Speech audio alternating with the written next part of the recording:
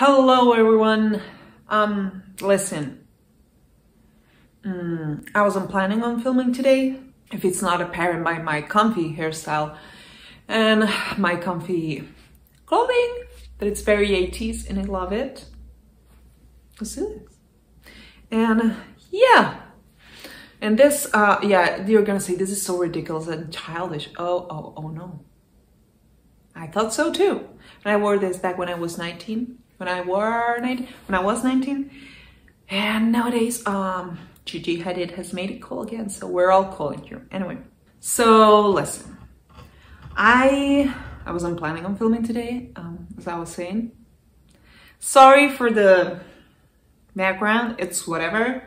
I wanted to create this cool boho environment in here, but honestly, I don't make a penny from YouTube because I got kicked out of the AdSense thing back when I didn't make the requirements of the views and whatnot.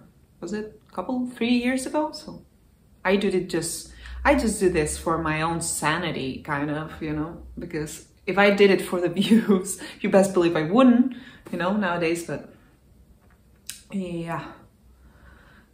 So I went to the drugstore today to buy tissue paper. In general, exciting, I know, exciting thing, you know, tissue paper. She went to buy tissue paper and I ran out of face tissue paper. I don't know, like the one that I used to clean my glasses and... Do I need to explain why tissue paper? Anyway, I think not, right? Well, I ran out of that and I went there. And there were two assistant nurses, which it made it kind of worse. That were just, I guess they were on her breakfast break. And if you see me kind of down today, it's because I'm running on 4 hours sleep, and earlier today the coffee kicked in, but now it's leaving me and I'm like, oh. Anyway, so they were there and they were, you know, checking the store. There's this new makeup brand that I told you all about, and I filmed this lovely, and you know, what do you do in here? There's not much else to do. And they were having, you know, I still am. I am in a great mood, and the reason being is nothing, which it's even more awesome, you know, because your overall well-being has to come from within, and if the outside adds more well-being or more happiness, the more the merrier, you know. But your well-being, your attitude, your mood has to come from within. So it's kind of nice. I woke up in a great mood, and I barely slept, but I know I woke up in a great mood, and I was listening to Oasis, as I do when I am on a fantastic mood. It's my favorite rock band. Not overall musician, like I couldn't just pinpoint, just choose one. I couldn't.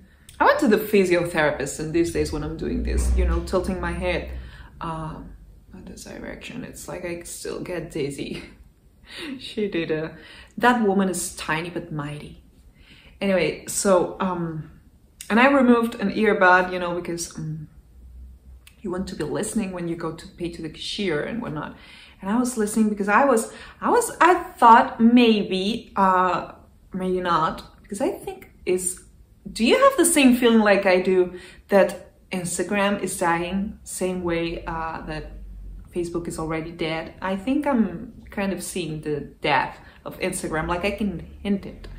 I don't know where we're going, but I've been there ever since the beginning. I don't know, when was it? 2012, 2011? You have, I don't know. But yeah, I've been there from forever, you know, I am.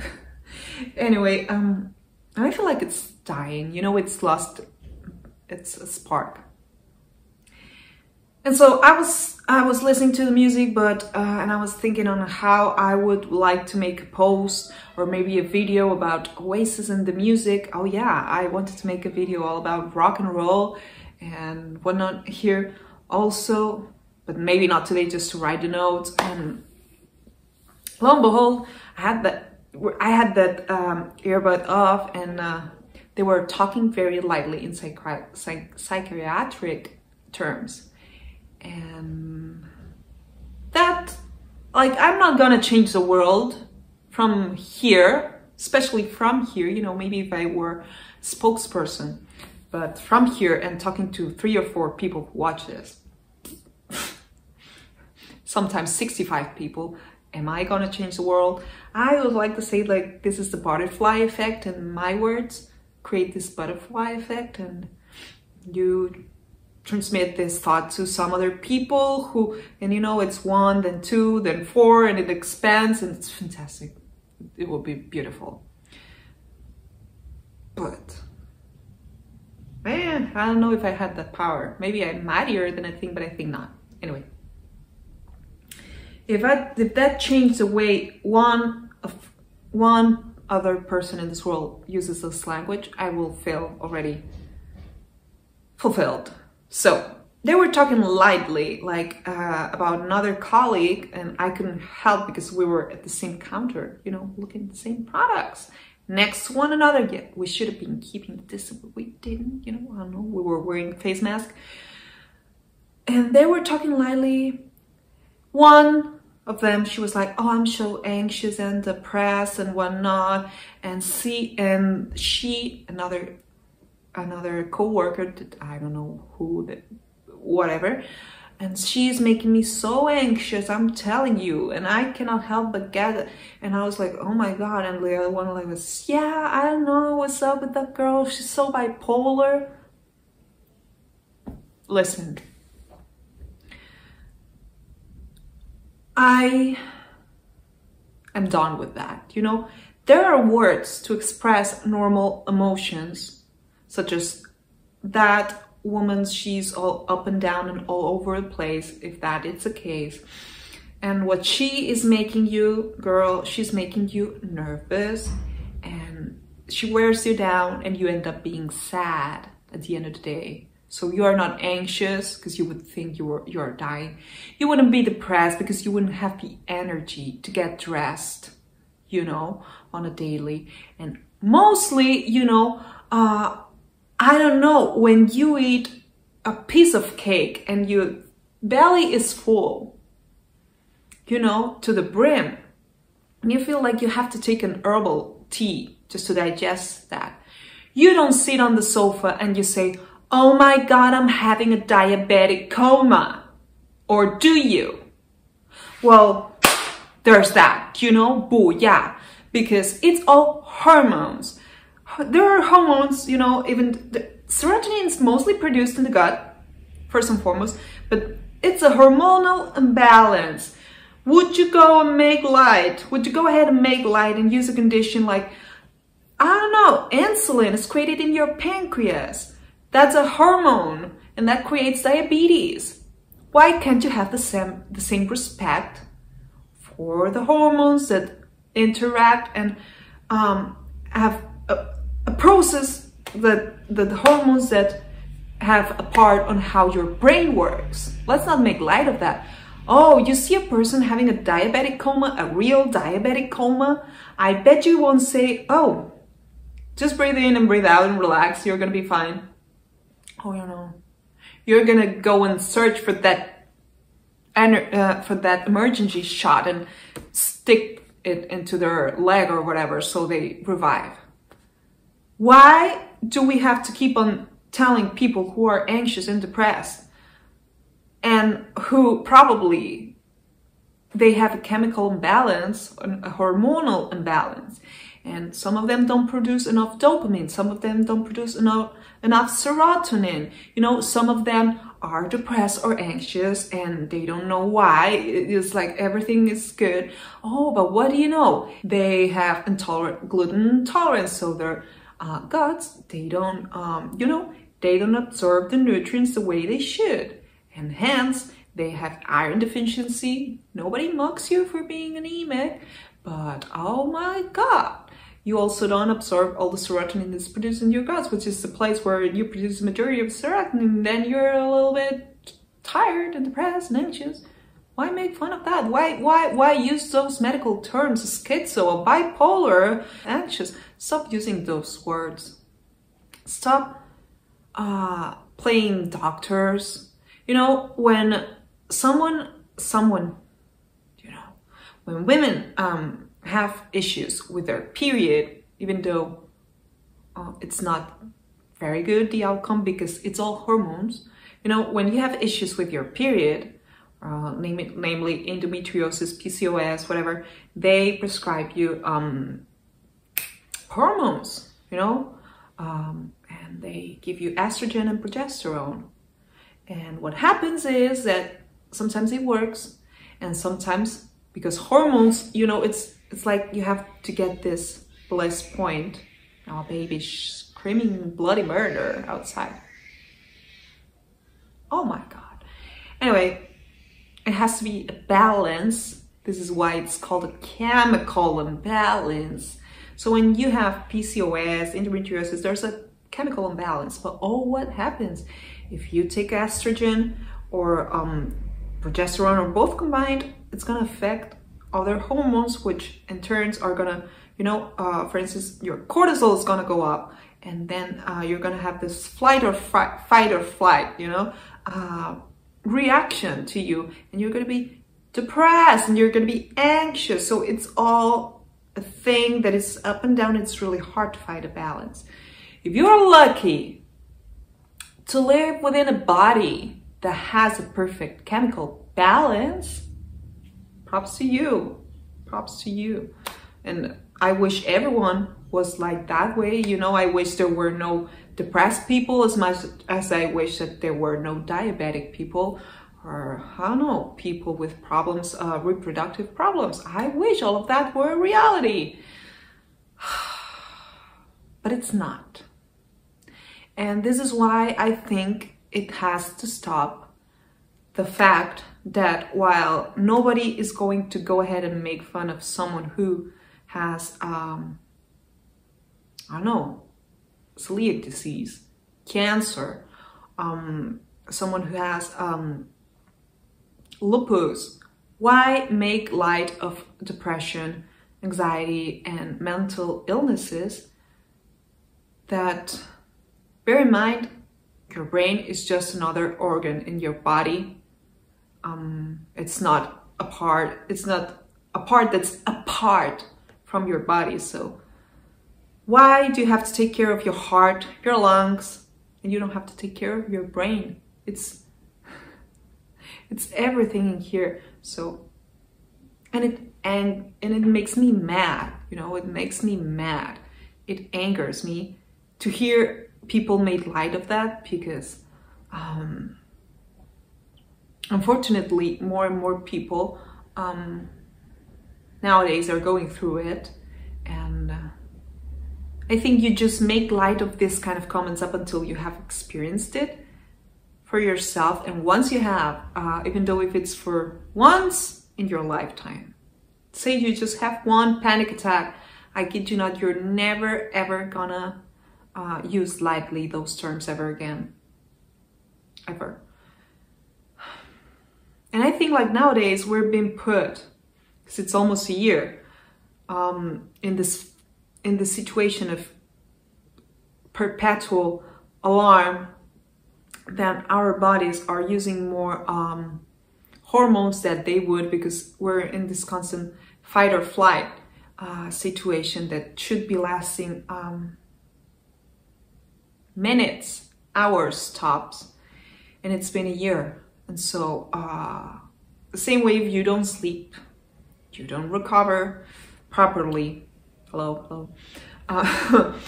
if you consume more hormones than the ones that you produce, you end up, you know, having a deficiency. And nowadays there's plenty of people that are experiencing deficiency. And while there's many people that just by, you know, going to therapy maybe and addressing what's worrying them, they might be well off, there's people that are gonna need those hormones to keep on going. Like people who take melatonin at night, It's a natural, I mean, serotonin is what your brain produces. The serotonin is a precursor for the melatonin, which is it has to do with your circadian rhythms. And so you can buy off the counter melatonin, or how you say that, tryptophan, 5-HTP. It would be again the serotonin kind of natural compound, and the heavier thing, like more concentrated, would be the antidepressants, this kind of thing. But it all is a precursor of serotonin, and serotonin regulates your circadian rhythm, and melatonin is a part that has a part to do with this, and all the axons that make connections in your brain. If your neurons don't have the strong axons to make the connections, let's be scientific in here, they're gonna set apart, and it's gonna have like this, like a light bulb that goes on and off. Good God, stop using. Just to name that someone is annoying, saying it's a bipolar person. I am not a bipolar, but I've seen bipolar people. I can only imagine what they're going through. I don't wish that on anyone.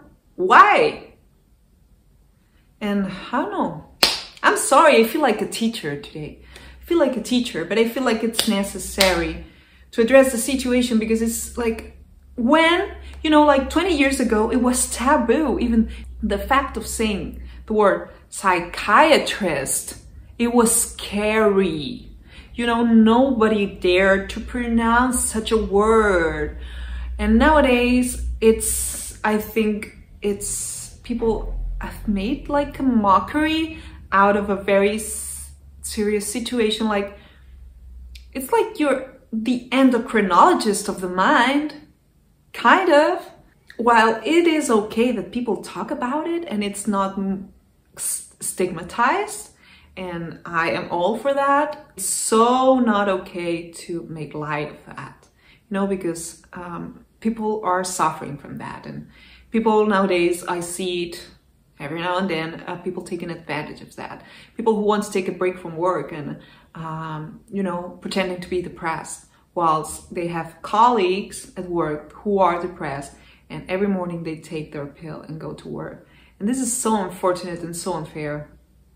This bothers me, you know, because there's that person that had a really hard time, struggle, getting out of bed, getting dressed and going to work, but they have to, you know, because they have to eat and live, and they're there, and there's that other person, that maybe it's overwhelmed, you know, maybe they just had an event within the family or whatever, and they call in sick, and they go to the doctor and they say, well, I'm depressed, and they get leave, you know.